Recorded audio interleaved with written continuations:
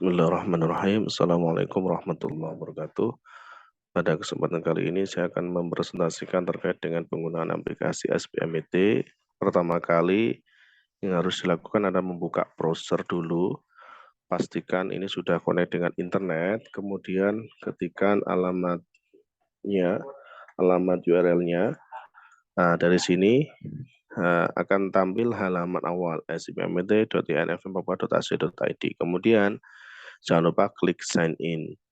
Nah, dari sign in ini nih, user harus sudah terdaftar dan sudah diverifikasi oleh admin. Misalnya saya menggunakan user saya. Dari sini kita masukkan usernya. Kemudian dari sini kita bisa lihat halaman awal, yaitu halaman awal di sini ada menu. Kita pilih yang SIPMBT. Dari tampilan awal ini adalah halaman untuk seluruh prodi yang ada. Kemudian masing-masing prodi akan dikasih akses sesuai dengan prodinya masing-masing. Pertama, untuk inputan, kita milih yang program studi terlebih dahulu, misalnya S1 Pendidikan Agama Islam, kita klik create aja caranya. Di sini dimasukkan nama ketua program studinya, terus program studinya apa, dimasukkan sesuai dengan hak aksesnya. Kemudian upload file. Nah, upload file ini ukurannya di bawah 1 mega ya, supaya nggak terlalu banyak file yang tersimpan. Kemudian kalau sudah tersimpan semua, diklik save. Kalau seperti ini warna merah, berarti ini harus terisi semuanya. Ya, kalau memang belum ada, klik 0 aja. Nah, 0 aja seperti ini. Oke, jadi seperti itu. Oke, setelah memasukkan inputan pada prodi, berikutnya adalah ada inputan B analisis, ada D analisis. Nah, kita create aja. Di sini ada kategorinya apa, internal, aspeknya apa, misalnya sosial atau apa, tinggal dimasukkan aja uraian peluang dan uraian ancaman.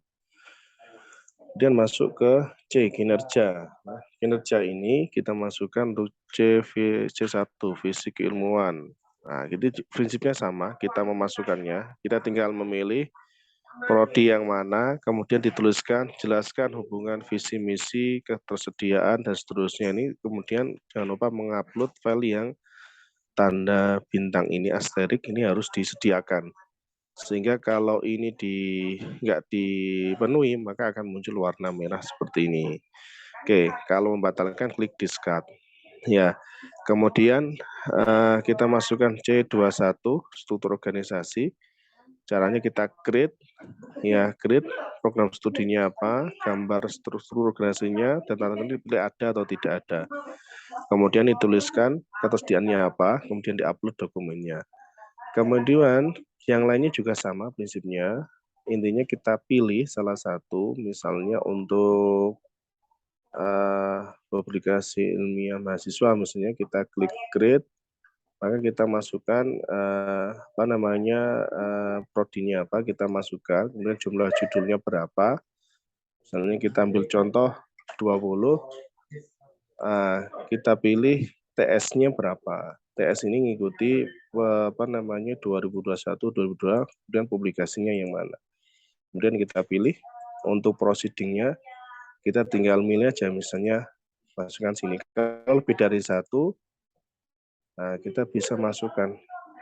Misalnya yang lain juga bisa mau masukkan. Nah, jadi seperti ini. Nah, proses seperti ini baru kita save. Nah, tapi ini saya batalkan dulu ya, supaya nanti nggak membebani di server. Oke, berikutnya kita masuk ke bagian yang lain. Intinya juga sama, yaitu kita ada manajemen program studi, kita create dulu kegiatannya apa, prodinya apa.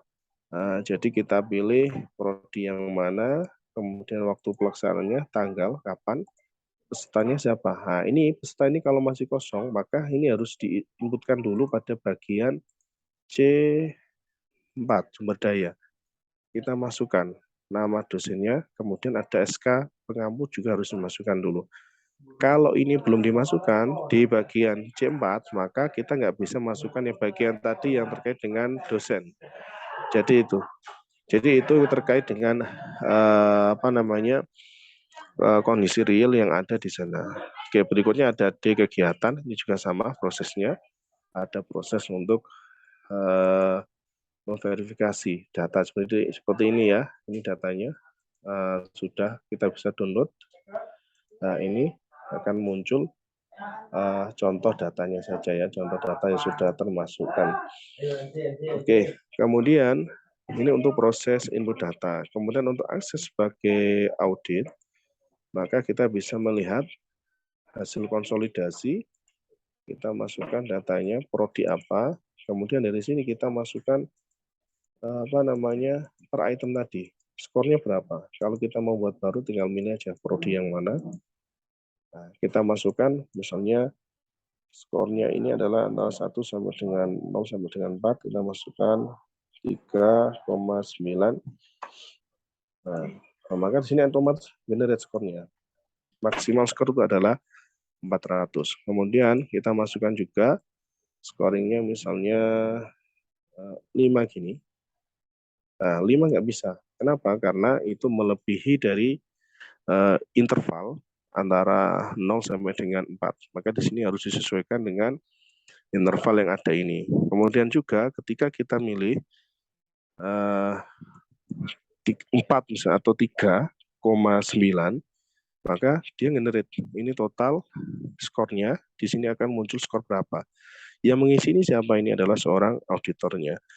Ini yang berkaitan dengan penilaian ya, penilaian sehingga auditor ini melakukan penilaian berdasarkan fakta nyata yang ada di lapangan. Ya, kemudian kalau ada informasi yang nggak valid misalnya ya, tuliskan aja misalnya data tidak valid. Nah, maka kita bisa nambahkan seperti ini. Terus jangan lupa di save. Nah, nanti akan rekap semuanya. Misalnya ini judge A ini harus diisi dulu ya, wajib. Nah, ini misalnya visi, oke, misalnya visi misi sudah ada misalnya. Oke, kita simpan. Nah, maka di sini kita bisa melihat hasilnya ada 2. Kalau kita melihat listnya, tinggal diklik view list, akan muncul. Nah, totalnya berapa dan seterusnya. Ya, ya itu sedikit untuk penggunaan dari SIPMPT dan harapannya bisa diperbaiki lagi dan bisa ditambahkan untuk beberapa inputan yang ada. Terima kasih. Kurang lebihnya mohon maaf. Assalamualaikum warahmatullahi wabarakatuh.